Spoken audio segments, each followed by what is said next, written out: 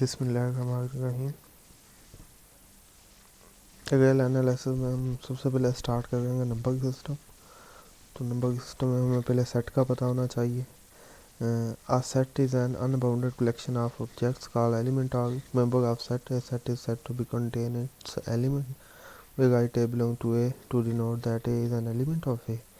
Notation: A does not belong to denote A not an element of set A.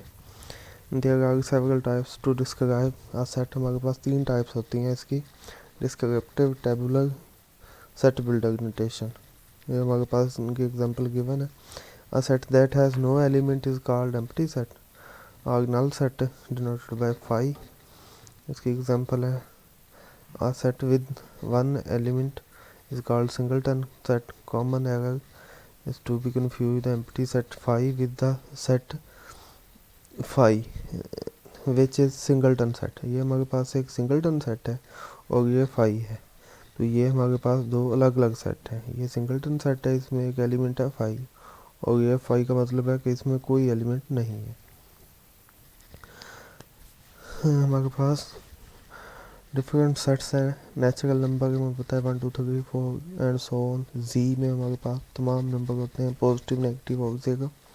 Ji positive integer का set. P set of prime. Q हमारे पास rational number जो हमारे पास P by Q की form में हो। ये हमारे पास examples हैं। यहाँ मेंशन है क्लियरली कि हमारे पास जीरो जो है वो रैशनल नंबर है। पी क्यू जो है हमारे पास रैशनल नंबर पी क्यू की फॉर्म में। पी क्यू हमारे पास क्या होते हैं, जी के एलिमेंट होते हैं, इंटीजर्स, पॉजिटिव नेगेटिव कुछ भी हो सकते हैं। और जो क्यू है वो does not equal to zero के, जो डिनोमिनेटर है वो जीरो नहीं होना चाहिए। तो वो हमारे पास रैशनल नंबर होंगे क्यू प्राइम जो इस फॉर्म में पुट नहीं हो सकते। तो जनरली ये हमारे पास स्क्वायर रूट वाले नंबर होते हैं, या जिनमें जीरो डिवाइड होगा वो रैशनल नंबर होते हैं। तो आर हमारे पास set of real number, rational और इरेशनल को मिला ले तो हमारे पास आर बन जाता है। R positive set of positive real number. C set of complex number, इसमें हमारे पास आयोटा आ जाता है। इसके बाद इंटरवल्स हैं। Interval of real number. Set में हमारे पास गैप होता है। हमने यहाँ पे देख लें कि पहले पढ़ा था नेचुरल नंबर, 1 के बाद एलिमेंट आ गया, 2 के बाद 3। तो इनमें गैप है कि 1 और 2 के बिटवीन बहुत सारे नंबर हैं वो मिस हैं। लेकिन जो इंटरवल होता है उसमें गैप नहीं होता। ए टू बी क्लोज इंटरवल, इसका मतलब है कि ए से बड़ा बी से छोटा हर पॉइंट इसमें शामिल है। A b contains x such that a less or equal x less or equal b. इसी तरह semi close, semi open semi close और ओपन इंटरवल है। ओपन इंटरवल में हमारे पास क्या होता है कि एंड पॉइंट्स नहीं होते, एंड पॉइंट के बिटवीन वाले सारे नंबर उसमें इंक्लूड होते हैं। यहाँ बताया हुआ है कि ये हमारे पास क्लोज इंटरवल है और इसे ओपन इंटरवल कहते हैं। कहते हैं sets can have other sets as member, कि किसी सेट में दूसरे सेट्स भी एज अ मेंबर हो सकते हैं। ये हमारे पास उसकी एग्जांपल है। ये उसने एक सेट दिया हुआ है एन जी क्यू आर, उसके एलिमेंट है।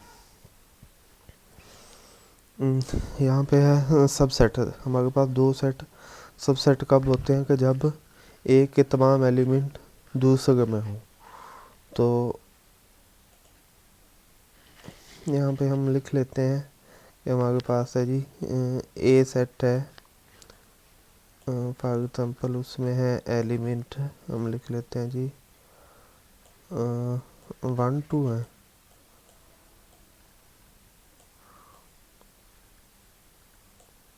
और भी कोई है हमारे पास उसमें एलिमेंट है 1 है जी, 2 है और 3 है। हाँ जी, तो अब देखें क्योंकि ए के तमाम एलिमेंट बी में है तो ए जो है वो बी का सबसेट होगा। ए के तमाम एलिमेंट बी में है, 1 भी है 2 भी है, तो ए जो है वो बी का सबसेट होगा। या हम कह सकते हैं कि बी जो है वो ए का सुपर सेट होगा। लेकिन बी जो है वो ए का सबसेट नहीं है क्योंकि 3 जो है बी में एलिमेंट बिलोंग कर रहा है, वो ए में नहीं है। तो बी जो है वो ए का सबसेट नहीं है।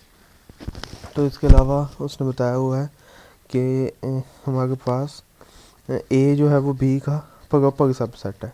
प्रॉपर सबसेट कब होता है कि जब हमारे पास बी में एक एलिमेंट में से एक ज़्यादा एलिमेंट है, कि ए में 2 एलिमेंट है तो बी में कम से कम 3 एलिमेंट हों, ए से एक ज़्यादा एलिमेंट हो तो वो हमारे पास उसका प्रॉपर सबसेट होता है। तो proper subset A subset of A for every set A, her set खुद का सबसेट होता है। नेक्स्ट डेफिनेशन है कि हमारे पास अगर ए सबसेट हो बी का, बी सबसेट हो ए का, वो right A is equal to B.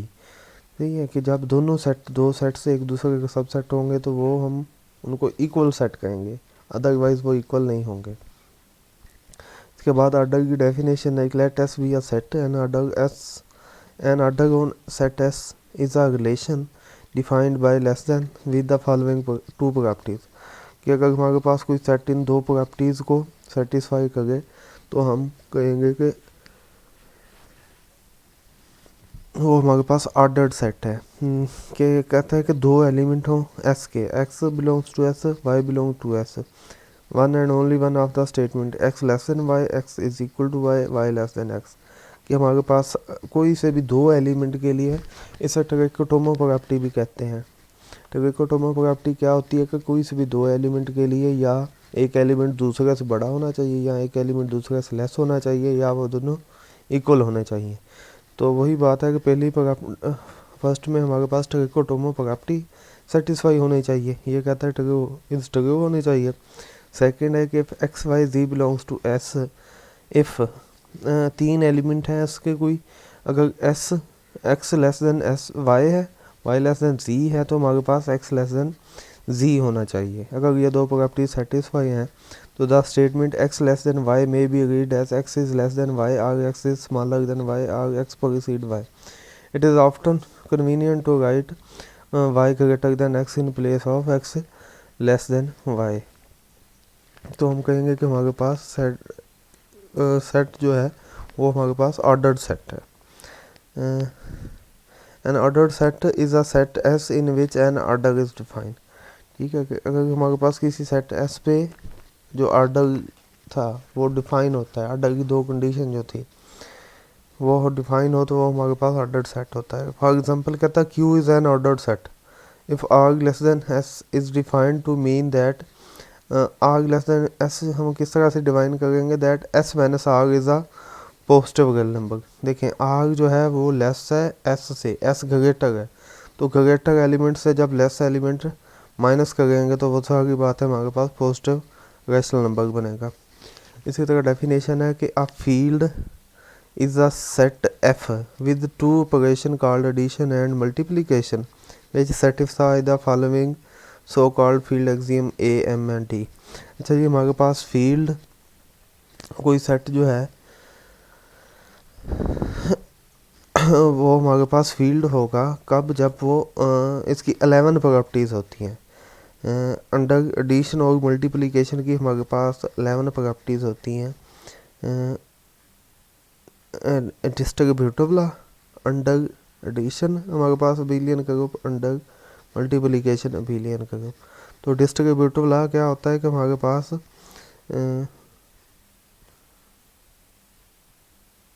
X into Y plus जी जो है एक्स वाई प्लस एक्स जी के इक्वल होना चाहिए कोई से भी 3 एलिमेंट्स के लिए।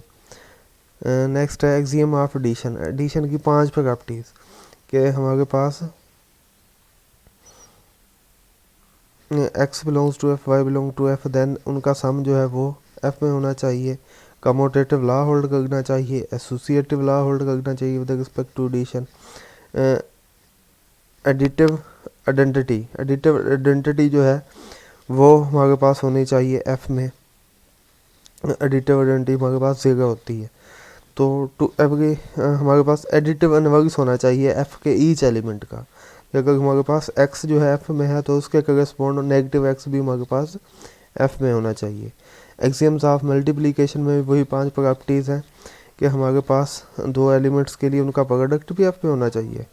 क्लोयर लॉ, कमोटेटिव लॉ के x y equal to y x होना चाहिए, एसोसिएटिव लॉ होल्ड करना चाहिए, x y into z x into y z होना चाहिए हमारे पास, मल्टीप्लिकेटिव आइडेंटिटी जो है सेट एफ में होनी चाहिए। मल्टीप्लिकेटिव आइडेंटिटी हमारे पास 1 और एक्स हर एलिमेंट का हमारे पास मल्टीप्लिकेटिव अनवर्गस होना चाहिए। एक्स है तो उसका मल्टीप्लिकेटिव 1/x है, और 5 है जैसे हमारे पास एक एलिमेंट, तो 5 का जो है हमारे पास मल्टीप्लिकेटिव अनवर्गस 1/5 होना चाहिए। तो मल्टीप्लिकेटिव अनवर्गस के लिए हमारे पास अनवर्गस जो है वो तमाम नॉन ज़ीरो नंबर्स का हमारे पास अनवर्गस होना चाहिए। तो वो हमारे पास सेट फील्ड बनाएगा जो इन 11 प्रॉपर्टीज़ को सेटिस्फाई करेगा। तो यहाँ पे रिमार्क्स दिए हुए हैं कि usually right in any field के in place of x minus y को जो है वो हम एडिशन की प्रॉपर्टीज़ को लगा के एक्स प्लस माइनस वाई, ठीक है, वाई का एडिटिव अनवर्गस माइनस वाई, उसको ऐड कर दें एक्स के साथ। एक्स बाय वाई को हम लिख सकते हैं एक्स मल्टीप्लाई वाई का multiplicative inverse, x plus y plus z, x plus y plus z associative law, x y into z जो है x y into z associative law with respect to multiplication. ये हमारे पास closure law है, x multiply x x square, x cube जो है वो हमारे पास associative law with respect to multiplication, x multiply x x cube 2x x plus x, closure law of addition, x plus x closure law of addition 3x के equal होगा। The field axioms clearly hold in Q the set of all rational numbers if addition and multiplication have their customary meaning, thus Q is a field। हमारे पास क्योंकि Q set में ये 11 properties जो हमारे पास थी field की वो सेटिस्फाई होती हैं, तो Q जो है वो हमारे पास एक फील्ड है। यहाँ पे हमारे पास कुछ स्टेटमेंट्स हैं जो हमारे पास सेटिस्फाई करती हैं। सिंपल हमारे पास ये प्रॉपर्टीज़ हैं कि अगर हमारे पास if x plus y is equal to x plus z है तो हमारे पास लेफ़्ट कैंसलेशन लॉ से एक्स से एक्स कैंसिल हो जाएगा, y is equal to C बच जाएगा।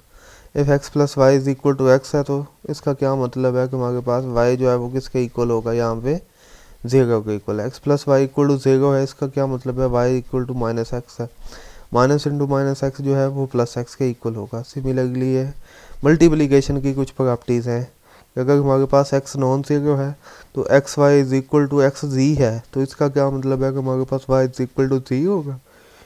इफ़ एक्स नॉन ज़ीरो है और x y is equal to x है तो इसका मतलब क्या है कि यहाँ पे वाई जो है उसकी वैल्यू हमारे पास 1 होगी। एक्स नॉन ज़ीरो है, x y is equal to 1 है, तो हमारे पास y जो है वो इक्वल टू 1/x होगा। अगर x नॉन ज़ीरो है 1/1/x जो है वो इक्वल टू x के होगा। कुछ मज़ीद प्रॉपर्टीज़ हैं कि हमारे पास फील्ड के कोई से भी 3 एलिमेंट x y z ले लें तो हमारे पास फील्ड के किसी भी एलिमेंट के साथ 0 मल्टीप्लाई होगा तो वो 0 देगा। इफ़ एक्स नॉन ज़ीरो है, वाई नॉन ज़ीरो है, तो उनका प्रोडक्ट भी नॉन ज़ीरो होगा। Minus x multiply y equal to minus x into y equal to x into minus y, minus x minus y का प्रोडक्ट जो है वो इक्वल टू एक्स वाई के होगा। An ordered field is a field f which is also an ordered set such that x plus y less than x plus z। अब देखें ये हमारे पास कब होगा, F x y belong to F and y less than z है, तो हम इसके दोनों साइड पे जो है साइड करके ये टर्म बना सकते हैं। एक्स वाई का प्रोडक्ट ग्रेटर देन 0 है, F x belong to F y belong to F, x greater than 0 है और वाई भी ग्रेटर देन 0 है। हमारे पास यहाँ पे कुछ प्रॉपर्टीज़ हैं। If x greater than 0 then negative x less than 0। Okay, अगर हमारे पास एक्स कोई पॉजिटिव नंबर है तो उसको नेगेटिव से मल्टीप्लाई कर दें वो नेगेटिव हो जाएगा। सिमिलरली एक्स ग्रेटर देन 0 है, वाई लेस देन सी है, तो वाई लेस देन सी को दोनों साइड पे एक पॉजिटिव नंबर से मल्टीप्लाई करते हैं तो हमारे पास इनइक्वालिटी चेंज नहीं होगी। यहाँ पे आके एक्स लेस देन 0 है मीन्स कि एक्स नेगेटिव है, तो ये इनइक्वालिटी है वाई लेस देन सी। तो जब हमें पता है इनइक्वालिटी को किसी नेगेटिव नंबर से मल्टीप्लाई करते हैं तो वो इनइक्वालिटी चेंज हो जाती है। वाई लेस देन सी था, एक्स नेगेटिव नंबर है, एक्स उससे मल्टीप्लाई किया तो x y greater than x C हो जाएगा। एक्स नॉन ज़ीरो नंबर है, देन उसका जो स्केयर है वो ग्रेटर देन ज़ीरो होगा, पॉजिटिव होगा, in particular 1 greater than zero. If zero less than x less than y, then जो हमारे पास उनके रेसिप्रोकल है उनकी हमारे पास इनइक्वालिटी चेंज हो जाएगी। Zero less than x less than y है तो zero less than 1/y less than 1/x हो जाएगा। तो हमारे पास कहता है आर जो है ना वो कंटेन करता है क्यू एज सब फील्ड। हमारे पास आर जो है सेट ऑफ रियल नंबर, ये 11 फील्ड की 11 प्रॉपर्टी को सेटिस्फाई करता है। हमारे पास ये एक फील्ड है। इसी तरह क्यू जो है वो भी फील्ड की 11 प्रॉपर्टी को सेटिस्फाई करता है। चूँकि क्यू जो है वो आर का सबसेट है तो हम क्यू को सब फील्ड भी कह सकते हैं आर का। तो इसी तरह से हम चेक कर सकते हैं कि हमारे पास जी सेट ऑफ इंटीजर वो फील्ड है या नहीं। हमने चेक करना है कि वो 11 प्रॉपर्टीज़ को